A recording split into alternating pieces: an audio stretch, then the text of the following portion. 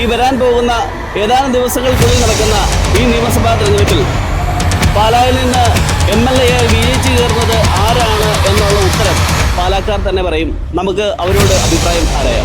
ഒരുപാട് ആളുകൾ ഓട്ടം വിളിക്കുന്നതാണല്ലോ. പാലായിൽ ഒരു സാധാരണക്കാരുടെ പൾസ് എങ്ങനെയാണ് എന്ന് പറഞ്ഞാൽ ത്രികോണ മത്സരം നടക്കുന്ന സ്ഥലമാണ് പാല. അപ്പൊ പാലായിൽ ഒരു മുൻതൂക്കം കൂടുതൽ ആർക്കാണ്? ഷോണിനാണോ, കാപ്പനാണോ, ജോസ് കെ മാണിക്കാണോ? ഷോൺ ജയിക്കട്ടെ.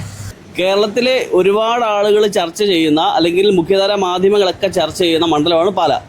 പ്രമുഖരായിട്ടുള്ള 3 സ്ഥാനാർത്ഥികളാണ്. ഇഞ്ചോടിഞ്ച് പോരാട്ടമാണ്. പാലായിൽ ആര് ജയിക്കും? എന്താണ് അഭിപ്രായം? ആര് ജയിക്കുമെന്ന് പറയാൻ പറ്റുമല്ലോ. ചേട്ടാ, ഈസ്റ്റർ ആഘോഷങ്ങളൊക്കെ ഉണ്ട്. എല്ലാ പ്രാവശ്യത്തെ പോലെ അടിപൊളിയാണോ? എനിക്ക് എല്ലാ ദിവസവും ഒരുപോലെയാ. എല്ലാ ദിവസവും ഒരുപോലെയാണ്. ഈ നിയമസഭാ തെരഞ്ഞെടുപ്പില് ആർക്കായിരിക്കും ഒരു ലോട്ടറി അടിക്കുന്നത്? ജോസ് കെ മാണിക്കാണോ, ഷോൺ ജോർജിനാണോ, മാൻസി കാപ്പനാണോ? എനിക്ക് പറയാൻ പറ്റില്ല. അതിനറിയോ, 3 പേരും ഇരിക്കുന്ന ജയിക്കാറില്ല. 3 അല്ല 5-6 പേരുണ്ട്. ഈസ്റ്ററിന്റെ ഓട്ടം എങ്ങോട്ടാ?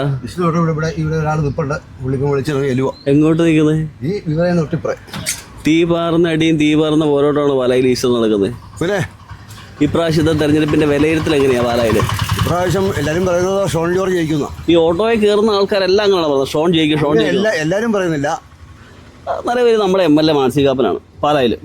കുഴപ്പമില്ല. മാൻസി കാപ്പൻ എങ്ങനെയാണ് ഒരു വിലയിരുത്തൽ? എങ്ങനെയാ മാൻസി കാപ്പന്റെ? കുഴപ്പമില്ലായിരുന്നു. കുഴപ്പമില്ല. ഈ മാൻസി കാപ്പൻ പാലായി ചെയ്തിട്ടുള്ള ഒരു 3 വികസന പ്രവർത്തനങ്ങളൊന്നും പറയാമോ?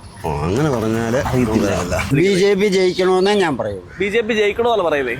എനിക്ക് അതായത് LDF ഭരിച്ചു, UDF ഭരിച്ചു, എനിക്ക് വീട് ഒന്നുമില്ല. പാലായിൽ 40 ഡിഗ്രി ചൂടാ, നല്ല ചുട്ട് പഴുത്ത ചൂട്. അതുപോലെ തന്നെ തെരഞ്ഞെടുപ്പിന്റെ ചൂടും കത്തി നിൽക്കുക. പാലായിൽ ഈ പ്രാവശ്യം ആര് ജയിക്കും? പാലായിൽ ഇപ്പം ഒരു ത്രികോണ മത്സരം പ്രതീക്ഷിക്കുന്നു. നല്ല നല്ല നല്ല മത്സരം നടക്കും ഇവിടെ ഉറപ്പായിട്ടും. അതിലിപ്പോൾ പ്രെഡിക്റ്റ് ചെയ്യാൻ പാടാ. ആർക്ക് അനുകൂലമാണ് പാലായിൽ നിലവിൽ തെരഞ്ഞെടുപ്പ്? കാണുമെന്ന് ചോദിച്ചെന്നാൽ ഞാനൊരു പാർട്ടിക്കാരനാണ്. CPM പിന്നെ അഭിപ്രായം എത്രയോ പറയാനുള്ളൂ.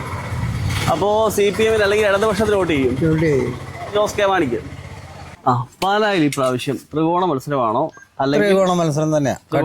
ഈ ത്രികോണ മത്സരത്തിൽ ആര് നിയമസഭയിലെത്തും? ഷോൺ ജോർജ്. അതെന്താ പറയാൻ കാരണം? നല്ല ചൊറിചൊറുക്കുള്ള ചെറുപ്പക്കാരൻ. ഇവർ രണ്ടുപേരും അങ്ങോട്ടും ഇങ്ങോട്ടും ചാടി മറിഞ്ഞ് നടന്നതല്ലേ? ചാടി മറിഞ്ഞ് നടന്നതാണ്.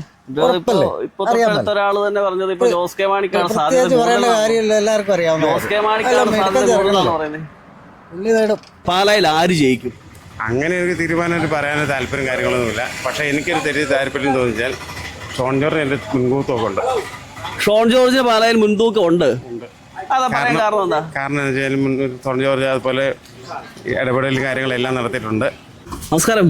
നമസ്കാരം. പാലായിൽ എവിടെ താമസിക്കുന്നത്? പാലായില് കുറുമണ്ണില്. ഈ പാലായില് ത്രികോണ മത്സരമാണെന്നാണ് പൊതുവെയുള്ളൊരു വിലയിരുത്തല്. അപ്പോൾ കഴിഞ്ഞ കാലങ്ങളിൽ കണ്ടിട്ടില്ലാത്ത തരത്തില് 3 മുന്നണികളും ശക്തമായിട്ടുള്ള പ്രചരണമാണ്, വീട് കയറിയും അല്ലാതെ എല്ലാ തരത്തിലും. ഇപ്പൊ നിലവിൽ പാലായിൽ ആർക്കാണ്, ഏത് മുന്നണിക്കാണ് ഒരു മുൻതൂക്കം? പാലായിൽ ആര് ജയിക്കും ഇപ്രാവശ്യം? പാലായിലെ ജയം എന്ന് പറയുമ്പോൾ അത് 3ഉം ഇപ്പോൾ തുല്യമായ ഇതിലാണ് പൊയ്ക്കൊണ്ടിരിക്കുന്നത്. അതായത് തുല്യമായ ഒരു വേവ് ലെങ്തിലാണ് പൊയ്ക്കൊണ്ടിരിക്കുന്നത്.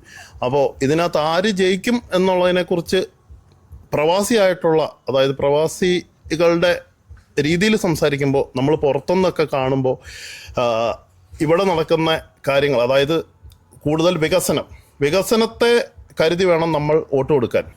അതുപോലെ വേറൊരു കാര്യം, ഞാൻ ഇന്ന് പാലായിക്കൂടെ സഞ്ചരിക്കുമ്പോൾ ഞാൻ കണ്ടൊരു കാര്യം എന്ന് പറഞ്ഞു കഴിഞ്ഞാൽ 2 ട്രാഫിക് പോലീസ് നിൽപ്പുണ്ട്.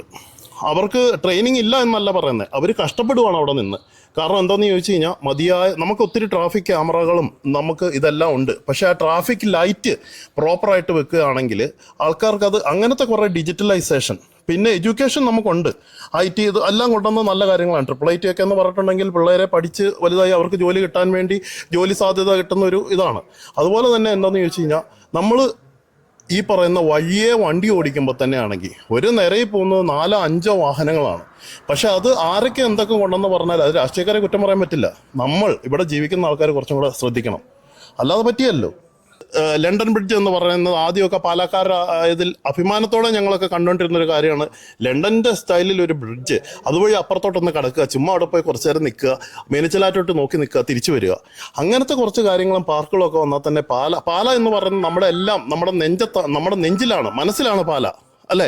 അപ്പോൾ ആ വികസനത്തെ സപ്പോർട്ട് ചെയ്യുന്ന ഏത് സ്ഥാനാർത്ഥിയായാലും അവർ ജയിക്കണം തന്നെ എന്നുള്ളതാണ് എൻ്റെ അഭിപ്രായം.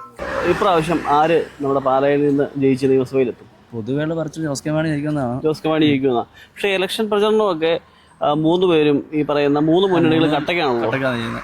അപ്പോൾ എന്നാലും ജോസ് കെ മാണിയാണോ ഒരു പടി കൂടി മുമ്പിൽ? അതെന്ന് തോന്നുന്നു. കാരണം പൊതുവെയുള്ള പറച്ചിൽ അങ്ങനെയാണ്. ജോസ് കെ മാണി യുവജനങ്ങൾക്കായിട്ട് ചെയ്തിട്ടുള്ള ഒരുപാട് പദ്ധതികളുണ്ട്. ഏതൊക്കെയാണെന്നല്ലോ അറിയാമോ? ട്രിപ്പിൾ ഐറ്റ് ചെയ്തിട്ടുണ്ട്, സയൻസ് സിറ്റി ചെയ്തിട്ടുണ്ട്. അപ്പോൾ ഇതൊക്കെ യുവജനങ്ങൾക്കിടയിൽ വലിയ സ്വീകാര്യത ജോസ് കെ മാണിക്ക് ഉണ്ടായിട്ടുണ്ട്. യുവാക്കളുടെ ട്രെൻഡ് അനുസരിച്ച് നിൽക്കുന്ന ഒരാളാണ് എനിക്ക് തോന്നിയേക്കുന്നത്. ജോസ് കെ മാണി പഴഞ്ചൻ ഒരു നിലപാടല്ല, പുതുമയിലോട്ട് പുതുമ കൊണ്ടുവരാനുള്ള ഒരു ഇതായിട്ട് എനിക്ക് തോന്നിയേക്കുന്നത്. പാലായിൽ കേരളത്തിൽ എല്ലാ നിയമസഭാ മണ്ഡലങ്ങളെ അപേക്ഷിച്ച് പാലായിൽ ഇത്തവണ തീ പാറുന്ന പോരാട്ടമാണ്. ത്രികോണ മത്സരം എന്നാണ് രാഷ്ട്രീയ നിരീക്ഷകർ വിലയിരുത്തുന്നത്. അപ്പോൾ ഒരു പാലാക്കാരൻ എന്നുള്ള നിലയിൽ പാലായിൽ എങ്ങനെയാണ് നിലവിലുള്ള തെരഞ്ഞെടുപ്പ് പ്രവർത്തനങ്ങളുടെ ഒരു വിലയിരുത്തൽ? പാലായിൽ ഈ പ്രാവശ്യം ആരാവും MLA ആയി തിരഞ്ഞെടുക്കപ്പെടുക? പാലായിൽ ഈ പ്രാവശ്യം തീർച്ചയായിട്ടും ഷോൺ ജോർജ് വിജയിക്കും. കാരണം ഷോൺ ജോർജ് വിജയിക്കേണ്ടത് പാലായുടെ ആവശ്യമല്ല, ഈ കേരളത്തിൻ്റെ തന്നെ ആവശ്യമാണ്. 100% ഷോൺ ജോർജ് വിജയിക്കും.